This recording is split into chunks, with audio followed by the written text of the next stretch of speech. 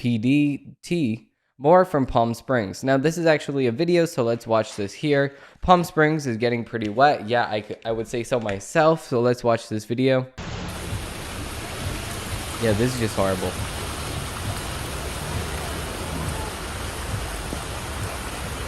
Yeah, you can see all of the flooding. You can see that the people in Palm Springs, yeah. I mean, if I was this person, I would not be driving this car because you're gonna get water inside of your engine, and you're going to get from Hilary, the hurricane acting like a true Clinton and ruining everything it touches. Everyone in California flees before they get Epsteined. Also in the news, I have an update on the Hawaiian situation, and it's a good one. Even though thousands are still missing, we are taking one step closer to a federal investigation. Also in the news, we have a trans-identifying military official that is aiding us in Ukraine, but I can't talk about it on YouTube, so that part will just have to be censored, and the version of the show will be available on Rumble. So join me on Rumble for an uncensored coverage of this event. All of that and more on today's episode. Facts over tracks, this and that, spitting slow, spitting fast, I could roast, I could gas, think I'm okay at last, but I don't know if that can erase all the past. On Friday, I talked about what really happened in Hawaii, and I just want to offer some updates and corrections. So, starting from the top, in the video, I said that the governor resigned, and that's wrong. I misread the article I was reading.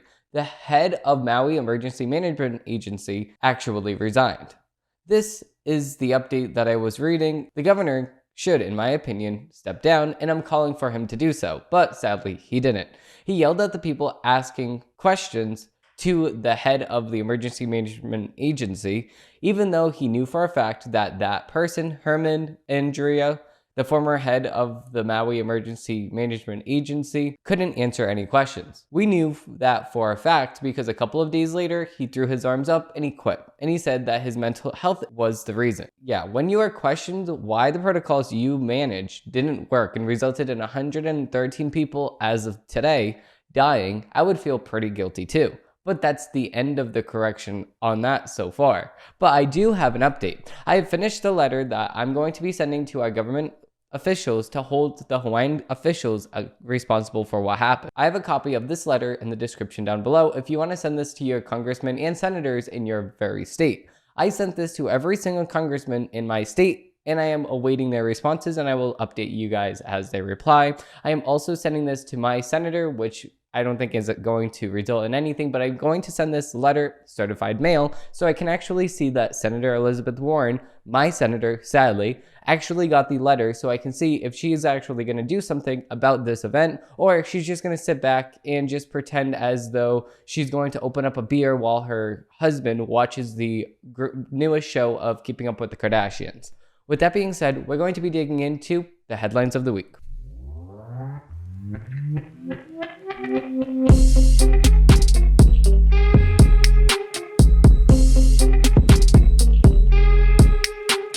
Okay, so let's start off with the Hurricane Hilary updates. So as of right now, the tropical storm Hilary targets Mexico, California, and southwest United States. Now, tropical storm Hilary made landfall on the Baja California Peninsula in northwestern Mexico on Sunday afternoon, as officials warn of dangerous flooding in the area in southwest United States. This is Sunday, August 20th at 8:30. You're going to get your car totaled. And this is the latest images of the flooding caused by Hilary in Palm Springs, a predominantly desert area, of course.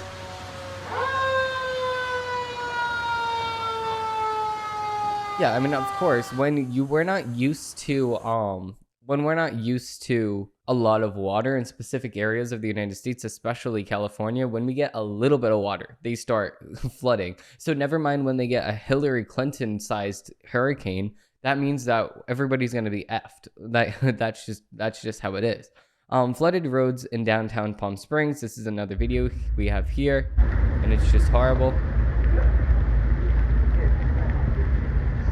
Yeah, this is just crazy. See, this is what we got a couple of days ago. I mean, not in the aspect of this, obviously, but we got this for about 2 hours on Friday in New England, and this was it was horrible when we had it. So never mind what California is going through when New England is used to rain every other day. And this is from Facebook. This is another video. We did not have this much water. We had about 1/4 of this. So I could only imagine what they're going through right now. This is another video right here.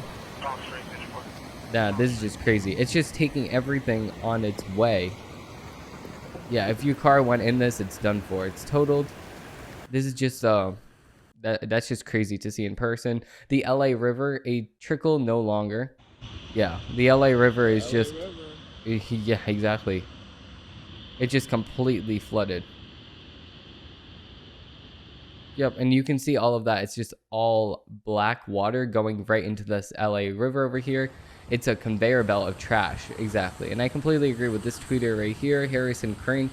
Yeah, it's just all trash. It's just all dirty, and it's going straight into the city. So it's just that's a horrifying sight right here.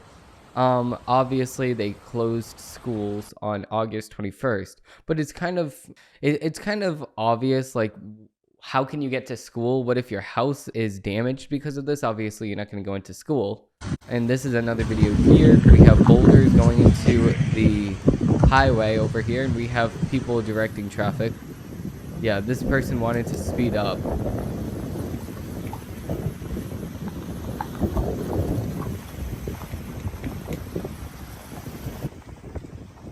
Yep, and also there is a tornado warning, including Elfin, California, and Decenito, California, until 4 p.m. PDT.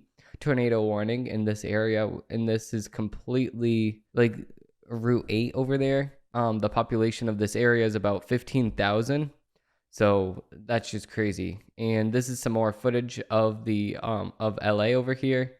The whole city is going to flood, of course, because they're not used to this much water. So when they, like I just said, when they get a little bit of water, never mind that. This is from the Weather Channel. Hashtag Hilary has arrived, and heavy rain is just getting started. There's a considerable threat of flooding, which should be taken seriously. And this is exactly what was going to result in it. I mean, this is 5:11 p.m. 8:30 p.m.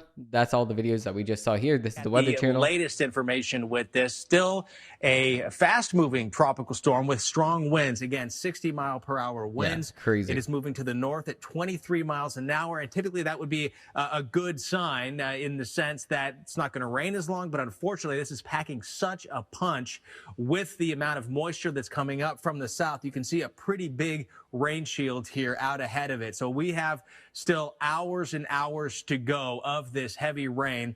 The storm will be, again, moving pretty fast to the north, but it's that heavy rain as this moisture interacts with all of the terrain going up. And it is a pretty large system, bringing a pretty big footprint of rain, if you will. And thus, still tropical storm warnings posted. Could see some damaging winds. Again, 70-mile-per-hour gusts, absolutely a possibility. Dangerous flash flooding for parts of Los Angeles County, San Diego County, over to Riverside County as well. Many areas with the potential for some flash flooding, and the National Weather Service saying this is a considerable threat here. Again, potentially life-threatening situations here in terms of the flooding. Radar and gauge indicated here. This includes Palm Springs. We'll get to meteorologist Jen Carfagna, who's reporting live from there here in just a moment. And going all the way down, including a big portion of San Diego County, and they see all of the mountains helping to get extra rain out of this as well.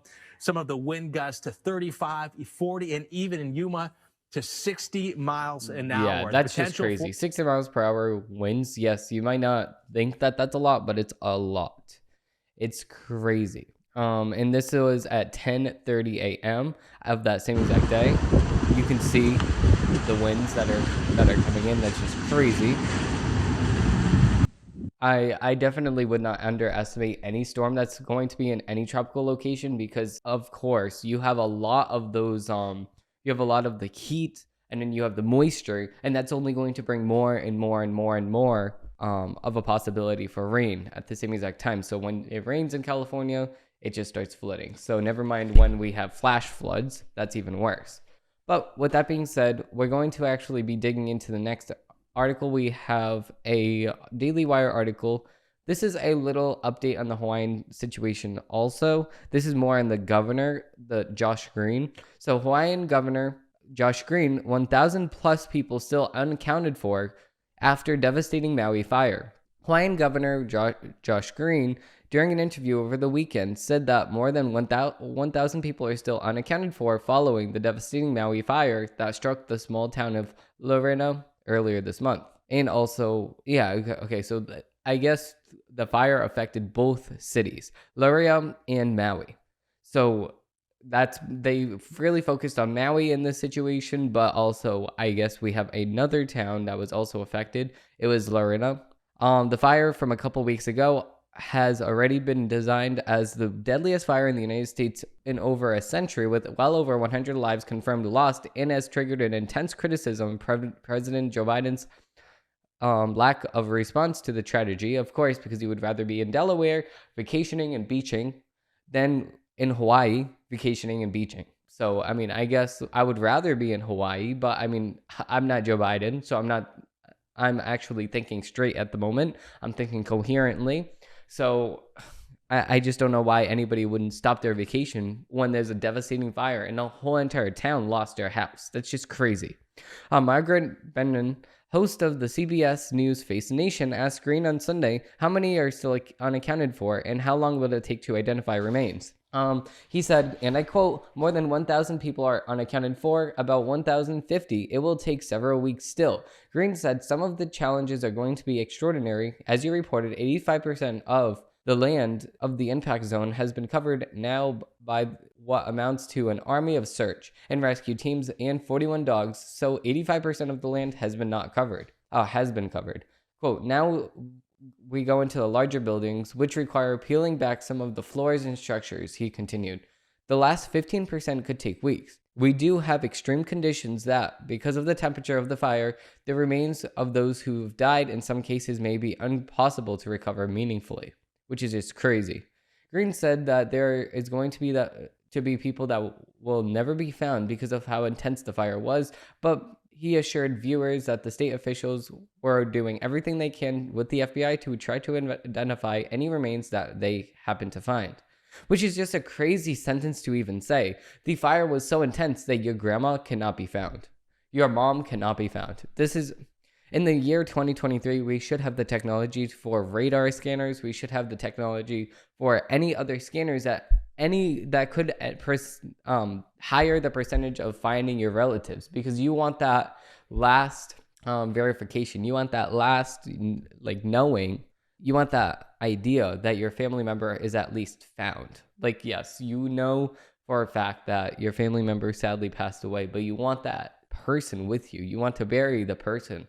So it's just a sad situation that I could just not imagine myself ever being in, sadly. I mean, that's just a sad day for Hawaiians. And the governor has failed the people once again. Yes, because of the fact that he has not prepared Hawaii enough for this event. He knows for a fact that Hawaii had fires in 2018 and 2019, which also, I would say, burnt down about 5,000 acres of land. So if we knew this, or maybe a little bit more, if we knew this happened in the past, then why wouldn't we prepare ourselves for any future situations that we may come across? Why would we not work tirelessly to get those alarms tested and made sure that they actually turn on during the event that we put them in for?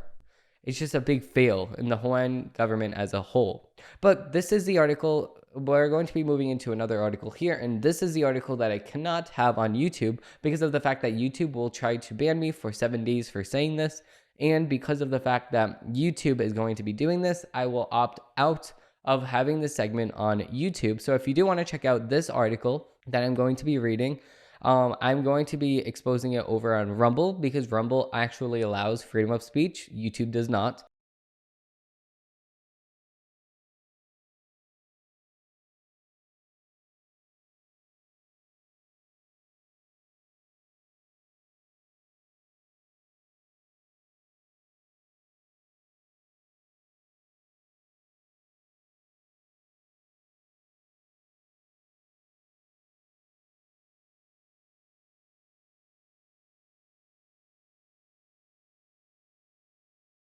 Now, with that being said, let's dig into the media's takes.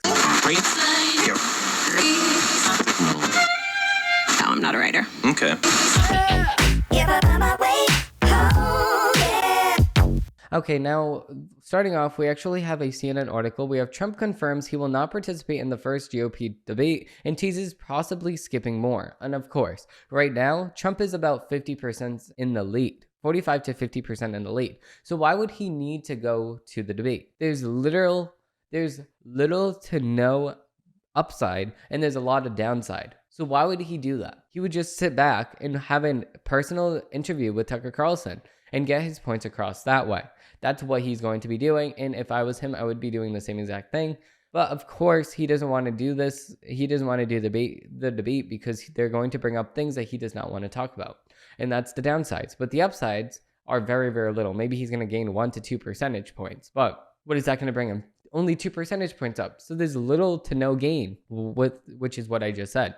So with that being said, let's dig into the article here. So this is former President Donald Trump confirmed on Sunday that he will not participate in the first Republican primary debate this week, stating that the public already, quote, knows who I am. Trump wrote on the social media platform, quote, I will therefore not be doing the debates.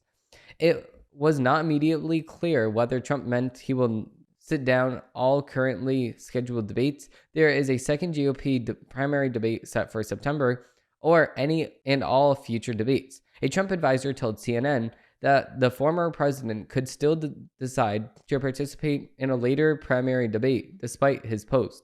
Trump has told a number of allies that he does not want to debate at the Reagan Library, the location of the second debate, and complains in private conversations that he has never been invited to speak at the venue, blaming, in part, the chairman of the board trustees, Fred Ryan. Ryan was the chief executive officer of the Washington Post. Wednesday's primary debate is the first of the 2024 cycle. For weeks, the former president has privately and publicly floated skipping it, given his lead in the polls. Multiple sources familiar with Trump's plans previously told CNN he is planning to sit for an interview with former Fox News host Tucker Carlson instead. Still, Republican officials have been publicly trying to convince Trump to join the debate stage as recently as Sunday morning. Hours before Trump posted, RNC chair Ronna McDaniel said that she was hoping he would debate. Quote, I'm still holding out hope that President Trump will come. I think it's so important that the American people hear from all candidates, McDaniel said on Fox News. McDaniel and David Bozie, who was in charge of the RNC debate committee, visited Trump at the Bedminster, New Jersey home in recent weeks to encourage him to participate. According to a Trump advisor, the former president was non-committal to his plans during the meeting. Fox News president Jay Wallace and the network's chief executive, Susan Scott, has also encouraged Trump to participate in the debate. To qualify for the debate, candidates must have 40,000 unique donors with at least 200 unique donors per state, and must reach at least 1% of 3 national polls meeting with the RNC requirements, or at least 1% in the national polls, and 2 polls from separate early voting states. Candidates are also expected to sign a loyalty pledge expressing their commitment to unite and back the eventual Republican nominee, regardless of who it is. To the point, former Vice President Mike Pence, Florida Governor Ron DeSantis, former South Carolina Governor Nikki Haley, entrepreneur Vivek Ramaswamy, North Dakota Governor Doug Burgum, South Carolina Senator Tim Scott, Arkansas Governor Asa Hutchinson, and former New Jersey Governor Chris Christie have all qualified. This story has been updated with additional information, and I don't think that this article is that bad. I think that it's just more outlining exactly what's happening with Trump. And this is exactly what I would just said. Listen, Trump is so ahead in the polls that it wouldn't really matter which way it's going to go. Like if he does join the debate stage, if he doesn't join the debate stage, what is he only going to get? 2 points up in the polls? So it doesn't really matter here. If he joins, if he joins, he joins. If he doesn't join, then we're not going to get as much content out of the debate, which I'm still going to review, by the way. But if he does join the debate stage, it's just going to be a lot more entertaining, and he knows this. The more positive choice for him to join the debate stage is because of the fact that it's going to be more entertaining. And is he really going to have a possibility of losing a couple percentage points over an entertainment aspect of a debate? I don't think that he is going to, because it's not really any upsides for him. I mean, I completely agree with what he is talking about here. But with that being said, we're going to be digging into the next CNN article. We actually have 3 investigators and two words no president wants to hear. 3 separate investigations and 2 words that no president wants to hear, ever wants to hear. Special counsel, no president ever wants to hear. Special counsel, those are the 2 words. Okay, so starting off, the CNN article is making little to no sense. There are independent lawyers appointed, usually by attorneys general, to look without conflict of interest into actions involving the president or his administration. While you might have forgotten their names, you're familiar with their work. Other investigators included inquiries into the George W. Bush administration, leak of the identity of an undercover CIA agent whose husband questioned intelligence about Iraq, the government's ultimately deadly siege of the Branch Davidson campground compound, and Jimmy Carter's peanut business. Note, I'm also including special counsels, special prosecutors, independent counsels, and independent prosecutors here. A law that authorized independent prosecutors or independent consuls who had more autonomy from the Department of Justice lapsed in 1999 after high-profile and expensive inquiries during the Reagan and George W. Bush administrations into Iran-Contra affair and during the Clinton administration into Whitewater. In years since, the Department of Justice has adopted regulations to enable the Attorney General to call up a special counsel when needed. Since Carter, only Barack Obama has emerged from White House without having a special counsel or a special prosecutor look into his administration. Yeah, that's because of the fact that he was so divisive that if they were to look into his campaign or his administration, they're going to be seen as racist. So, of course, let's move on. Let's fast forward the article because it's getting pretty stupid over here. 3 special counsels. Now that there are 3 special counsels active at the same time, one Jack Smith is looking into multiple investigations, including former President Donald Trump, ranging from his effort to overturn the 2020 election, BS, to his alleged handling of the classified data and stonewalling that led the FBI to search Mar-a-Lago last summer. Trump has since been indicted in both cases and pleaded not guilty. Of course he will. Robert Hur, appointed in January, is asserting that what should happen as a result of the classified documents being found both in Washington, D.C., office used by President Joe Biden following his vice presidency, and locked up in his garage in Wellington, Delaware, home, where he keeps his Corvette. And now, David West, the United States Attorney of Delaware, has also been elevated to special counsel to the investigation into the business dealings of Hunter Biden, the president's son. Both Biden and Trump teams have denied wrongdoing. Of course they will. Appointed to previous jobs by Republicans. West was appointed by Trump in 2018 and has led the investigation into Hunter Biden for a potential felony tax evasion, illegal foreign lobbying, money laundering, and other possible crimes. This week, he requested to be elevated to a special counsel following the breakdown of plea talks between his team of Hunter Biden after a hearing last month in Delaware, where the judge said she wasn't ready to accept the complex plea deal that was negotiated. All of her previous appointments to official positions have come during Republican administrations, including his appointment to the United States Attorney in Maryland by Trump. He served as law clerk for federal judges appointed by former President Ronald Reagan, including the late Supreme Court Chief Justice William Rehnquist. He once held a top position as an assistant to current FBI Director Christopher Wray, also a Trump appointee, but one who has been criticized by Trump as United States Attorney in Maryland. He oversaw a corruption case where Baltimore's former Democratic mayor was sentenced to prison for 3 years following a children's book scandal. A history of prosecuting politicians. Smith, who is coordinating Trump's investigations, worked at the Justice Department during the Obama administration, while at the Public Integrity Unit. The Justice Department, Smith was involved in the discussion to prosecute former Virginia Governor Bob McDaniel, a Republican who was convicted of corruption, although the Supreme Court later vacated the conviction. He was also involved in a failed prosecution of former Senator John Edwards, a Democrat. Special counsels still report to the attorneys general.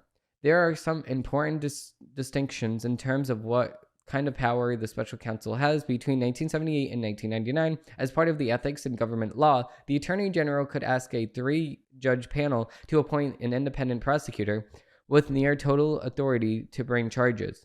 Read more from the Congressional Research Service. No, thank you. More recently, attorney general have appointed special counsels who have some autonomy, but still ultimately report to the attorney general. That chain of command was abruptly cleared when Trump's Attorney General William Barr slowed-walked the release of Special Counsel Robert Mueller's report on the Russia investigation in a way that seemed beneficial to Trump. No, that's not true at all, because of the fact that we know, based on an expose, that this was all a lie. We can see that the phone call, which I actually said the whole entire phone call was nothing. It was a big nothing burger, and we can even see that the CNN analyst at the time, the CNN head director, was also saying that it was a nothing burger. So CNN, you're just contradicting yourself now. You say some things that are actually true, and then you have a spinned narrative that's completely false and fabricated. It's just crazy. Just make up your mind. Choose one or the other. You can't have both sides. It's just annoying at this point. And it's not even as worse as MSNBC, because this is why I only choose one MSNBC article, because it's just so annoying to me that CNN can be partly true. It's like 30% true, 20 to 30% true, while MSNBC is just like 1 to 2% true. It's just crazy. And speaking of 1 to 2% true, we have an MSNBC article. Wow, look at that. A shiny scheme is draining retirement accounts. Right-wing media enables it. Okay, no. The thing is that the thing that is enabling draining retirement accounts is the fact that this economy right now is in the drain. We have the gas prices at all-time highs. We have the meat prices at all-time highs. We have not even just the meat prices, but the whole entire grocery store at a 20% spike since last year. That's according to my bank account. Maybe it's not in your area, but according to my bank account, it's crazy. Okay? And not only that, but we also have the United States dollar being worth about 33 cents when it's not a dollar. It's 33 cents. That's what it's worth in 2023.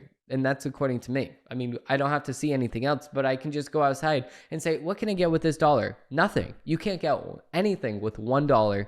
You can even go to Dollar Tree and get stuff that's worth $1 anymore. You have to spend $1.25 at Dollar Tree, plus tax, and not even just that, but Dollar Tree has things that are $5, $10 now. It's just a family dollar. Okay, nobody can have cheap things anymore for a good price. You can't have good things for a cheap price anymore. It's just not possible. Not possible at all. Now, what have they been saying that is the reason for all of this? Well, of course, they're going to say nothing about the interest rates. They're going to say nothing about the state of the economy. They're not going to say anything about the economy. They're not going to say anything about us printing money. And yes, we did print money during the Trump administration. We did print money during the Joe Biden administration. We continued that. And we did print money during the Obama administration. So the last 3 administrations have been a shipwreck for the economy. We cannot print money without actually knowing that this money is going to be devalued because of the fact that we're printing money. We cannot give people millions and millions of billions of dollars, even trillions of dollars, without it being interest free, without it being interested. And we can't have the economy just be filled with fake money, printed money within the last year, and not have any repercussions because of this. It's just supply and demand. If you have more supply than demand, then your price is actually lower. If you have more demand than supply, then your price is actually higher. It's just that easy. If we only have $1 per household, then that $1 is going to be worth so much more. But if we have thousands and thousands of dollars for free from the government per household, then everything's going to be worth hundreds of dollars. In the former case, everything's going to be worth a couple pennies. That's just how it was. Now, since the economy is all inflated, everything's more money because of the fact that money is more accessible now than ever before. Now, with that being said, we're going to be moving into another article because I don't even want to read the MSNBC article. We all know why everything's so much more expensive and why all of our retirement accounts, not ours, but our grandma's retirement accounts, is being drained. It's because of today's economy. Now, with that being said, we're going to be digging into the next article. We actually have a Daily Wire article. We have Hunter Biden's lawyers threatened to put President Biden on the witness stand if Hunter was charged by the DOJ, report says.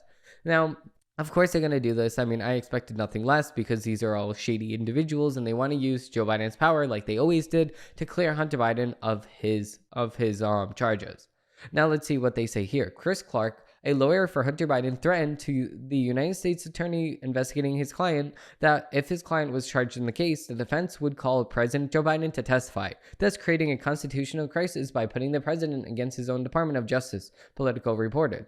The warning came after the information has leaked to the news media that federal prosecutors believe that they had enough information to charge Hunter Biden for illegally purchasing a firearm despite being a drug addict. President Biden now unquestionably would be in fact a witness for the defense in any criminal trial, Clark said in a lengthy letter to prosecutors, later adding, quote, all cases justifies neither the spectacle of a sitting president testifying at a criminal tier nor the potential for a resulting constitutional crisis. The news came as the New York Times reported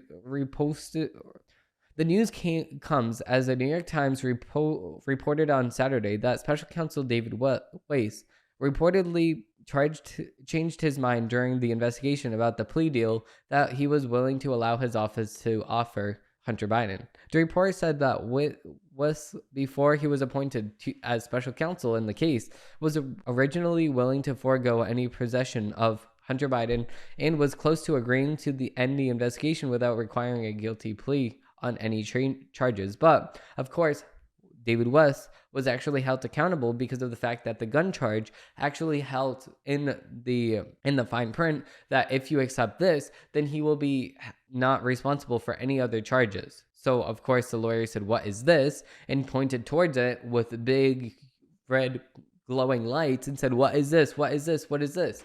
And he was like, and then he just completely stopped doing it. And he's like, "No, I'm going to retract my statement." Of course, you're going to retract your statement because people do not like the fact that you're having cutouts for the president's son, but you're not going to have cutouts for other people. It's just unfair treatment, and this should not be done. We should hold people accountable for what they do. And yes, we can hold people accountable for what they do, but we can't hold people accountable if nobody else was held accountable. It's like your son. You have 3 sons. The middle son always gets in trouble for everything. The top son, the oldest son, gets in trouble for almost nothing. The lowest son gets in trouble none at all. That's unfair treatment. So if your middle son sneaks out in the middle of the night and then comes back at 2 o'clock in the morning, you're like, "Oh, why'd you do that?" Blah, blah, blah, and then ground him for a week. Then your youngest son sneaks out and then comes back at 5 o'clock in the morning and you do nothing and you just say, "Oh, you're sneaking out. Oh," that's unfair treatment. This is exactly what the Attorney General is doing in the United States, comparatively so. I mean, it's just apparently so. This is very, very apparent. Wiss's possession of the matter reportedly changed right around the time that 2 IRS agents came forward as whistleblowers and alleged that they had been schemed from pushing the Biden probe further due to pressure from higher-ups at the Department of Justice. After 2 whistleblowers came forward, Wiss demanded that Hunter Biden's plead guilty to 2 misdemeanor tax crimes and enter a deferred possession agreement on a gun charge. The report said that there were few motivating factors behind Wiss's decision to ask United States Attorney General Merrick Garland earlier this month to be appointed special counsel in the case. Reasons including providing him with greater authority to investigate and prosecute, increased leverage over Hunter Biden and future negotiations, and the fact that he is now required to produce a report at the conclusion of the investigation that will allow him to respond to intense backlash he faced from the Republicans. Of course, because if you're making a cutout for Democrats, but you're not going to make a cutout for other people, and why are you even making a cutout at all, then of course you're going to face intense backlash. I mean, that's just obvious. But with that being said, we're going to be digging into the next article. Okay, so digging right in, we actually have a Daily Wire article. We have physician groups beg for help with emergency rooms flooded by children in psychiatric crisis. Okay, so of course, we have this problem in America. I mean, it's bound to happen. It was going to happen. We had Gen Z locked in their rooms for about 2, maybe 3 years during 2020 to 2022. And not just that, but I'm also hearing reports of this happening again. This crisis that we faced in 2020 to 2022, it's happening again this year. I'm going to actually release a report on this on Wednesday, so stay tuned for that. And yes, again, this could not be viewed on YouTube because of the fact that YouTube does not like any info that actually resembles, true findings. So I cannot talk about it whatsoever. So I'm going to be requesting that all of you guys go subscribe to my channel over on Rumble if you do want to be notified when I do post that report. But I will tell you guys when it gets reported. I mean, I'm going to tell you guys here on YouTube and all elsewhere when it does get reposted and reported on. So you guys can go check that out. But with that being said, let's dig into the article here. We have emergency room doctors and pediatricians are pleading for help with a flood of children and teenagers showing up at emergency rooms due to mental health issues. A surge of mental health emergencies among children has overwhelmed emergency rooms, according to a joint paper released on Wednesday by the American Academy of Pediatrics, AAP, American College of Emergency Physicians, ACEP, and Emergency Nurses Association, ENA. The children showing up in crisis are often suffering from emergencies related to anxiety and depression, and suicidal thoughts or attempts, the group said. The ER has become a de facto referral center for all of these problems, and there is too many of them in the emergency department to manage, said lead author Dr. Mohsen Satyajed, who directs pediatric emergency medicine at the Ronald Reagan UCLA Medical Center in Satyajed is also a member of the AAP and ACEP committees on pediatric emergency medicine. Quote, "This is not who we are at the ER. Physicians, we are not mental health professionals. We cannot provide definitive care," Senator said. About 500,000 children with mental or behavioral health problems show up at emergency rooms every year, according to a joint paper. Then that number was recently rising before the pandemic, but the pandemic exacerbated the crisis, the physician group said. One issue emergency rooms encounter is a pediatric mental health crisis tend to be more complex and require much longer hospital stays. The average pediatric mental health stay is 17 hours compared to an average 5 hours for all emergency room stays, according to the paper. The pediatric medical emergency visits also drain resources that would have been needed to run the normal medical operations of the ER, so that increases the length of stay for other patients as well, Skinnerhead said. Another issue is that children who arrive in emergency rooms in crisis are less likely to get follow-up care they need if they only go to an emergency room rather than a psychiatric crisis center or a community mental health center, according to Skinnerhead. The physician groups are calling for several measures to address the crisis. One measure is community-based teams that could help respond to children in crisis at school, in doctors' offices, and even at their homes.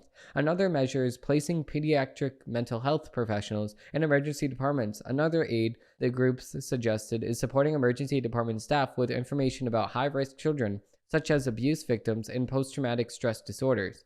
The country's mental health system needs to be expanded as well, the paper's author said. This is only one mental health professional for every 124,000 children. As many as 55% of countries do not have one psychiatric professional, Skinnerhead said. Telehealth for children's mental health could also help in treating children before they land in the emergency room, the author said. We in the ER are basically a safety net. We can't say no to anything. We have to accept whatever comes our way. And I think that is why everybody is referring to these children to the ER, Skinnerhead said. And I completely agree with this article. And the biggest thing, and they don't mention this, the biggest thing on why people feel suicidal and why people feel like they're having a mental health emergency is because of social media. stay off social media and touch some grass. Yes, it can't be that simple for most people, but if it even fixes 50% of the situation, I know that when I was spending all of my time on TikTok, I was not feeling my best. I was not feeling good. I was draining my whole entire day just swiping up, swipe, swipe down, swipe up, swipe down, swipe, whatever the hell. However you use TikTok. I haven't used it in like 2 years. But the thing is that I deleted TikTok for a reason, because I would be more productive when I was not on social media. When I'm on Twitter, I'm actually learning new things. I have breaking news alerted to me at the time of posting. I can go on Instagram and see the news, and then that's about it. I have about 4 hours, maybe 3 hours of screen time a day, and that's including me writing a script and having my iPad on while I'm on the show. So that's just telling you something. Each show is 3 hours long. So about, I don't know, let's just say, each show is about 1 hour. I need 2 hours for preparation. So I would say about 3 hours, 3 times a day is actually used for this, or 3 times a week. So 3 hours, 3 times a week is used for the show. So that just tells you right there, I'm not spending a lot of time on my phone except for on maps and podcasts. So that's what I'm listening to the most, because of the fact that when you're listening to long-term or long-form shows and stuff like that, you're actually increasing your ability to learn and retain information rather than watching a 10-second video or a 60-second video on TikTok and just scrolling up right past it. Oh, this is not interesting. Boom. My time is very valuable. And then what? Your time just was wasted from scrolling 6 hours a day on TikTok. It's just crazy. So I do recommend everybody deleting TikTok, not just because of that, but also because they're actually scanning your face when you use a filter on TikTok. Not only that, but they're also sending all of your information straight back to Xi Jinping, as he uses that to take over the world in the future. So it's just crazy. A lot of things are happening in the back end of TikTok that you just do not want to know. Not only all of that, but also because of the fact that you can just touch grass and it's going to make the situation a lot better. I'm not going to say it's going to fix the situation, but what I am saying is that it's going to make the situation a lot better. But with that being said, we're going to be digging into the next article. We actually have a Breitbart article. We have international elites rush to embrace Clinton global initiative, which is just stupid. World Bank President Ajay Banga and the Bahamas Prime Minister Philip E. Davids will be there. So to Hollywood. Stars Jose Andrews and Orlando Bloom and Matt Damon. Those are just some of the people who will put their hands up to attend the Clinton Global Initiative, CGI, in 2023 next month in New York City. All of the Clinton family will be on hand to personally meet them too, along with major corporations including Cisco, JetBlue, and Pfizer, who will help with charitable funding. Former President Bill Clinton, former Secretary of State and failed presidential candidate Hilary Clinton, and Clinton Foundation Vice Chair Chelsea Clinton announced Monday the conference this year will seek even more commitments to address climate change, health care issues, gender-based violence, the war in Ukraine, and a host of other issues. JetBlue, what are you doing? JetBlue, get out of there. A subset of Clinton Foundation, the CGI, convenes global and emerging leaders to create and implant solutions to the world's most pressing challenges, according to its website. Okay, so gender-based violence is a pressing issue in the world. How about starvation? How about homelessness? That's not a pressing issue in the world. The annual call for financial contributions follows a long and controversial tradition, with CGI, an organization which infamously had its genesis on a celebrity London private plane flight to Davis, and subsequent assertions of charitable events around the globe. The CGI ended in 2016 as Hillary Clinton launched her presidential campaign. The year before, donations plummeted by 37% amid allegations Clinton used charity to solicit millions of dollars in donations from foreign governments and corporations in exchange for giving those entities favorable treatment while she served as Secretary of State. Breitbart News and its senior contributor Peter Schutterweiser's book Clinton Cash first revealed the worldwide nexus of shady deal making between Clinton Foundation donors, their impact and link to CGI, the six-figure speeches given by Bill Clinton, and the corresponding actions approved by the United States State Department while Hillary Clinton was Secretary of State. Every day, billions of people around the world, even in the face of the most dire circumstances, make a profound decision to choose hope and keep going, the former president told the Associated Press in an emailed statement ahead of the 2023 meeting. At CGI, we are focusing on how to move forward in the face of daunting challenges, to act now, find new partners, and stick with it to make a positive difference in people's lives. The list of attendees embraces local United States politicians as well. Governors Maura Haley from Massachusetts, Kathy Hochul from New York, Wes Moore from Maryland, J.B. Brixinger from Illinois, as well as Secretary of Education Miguel Cardinal, have all told CGI to expect them to attend. AP reports Oscar-winning directors the Daniels artist Ali Wellowy, supermodel Carrie Kloss, the television host Arthur, Padma Lakshmi, shout-outs for actually being there, and will also be on hand, along with David Melorabondo, CEO of the International Rescue Committee. Okay, so all these people are going to be at the event, of course, because they want to have the political, they want to be on Hillary Clinton's good side, because if not, they will be Epsteined. With that being said, we're going to end off this episode here. If you did like this episode and you do want to see more, make sure to subscribe and like this episode, because I do post new episodes of the show every single Monday, Wednesday, and Friday. Thank you all for watching, and I hope they have a great rest of your day. The Demetrius Averjo Show is copyright 2023 Averjo Studios. Thank you all for watching, and I hope they have a great rest of your day.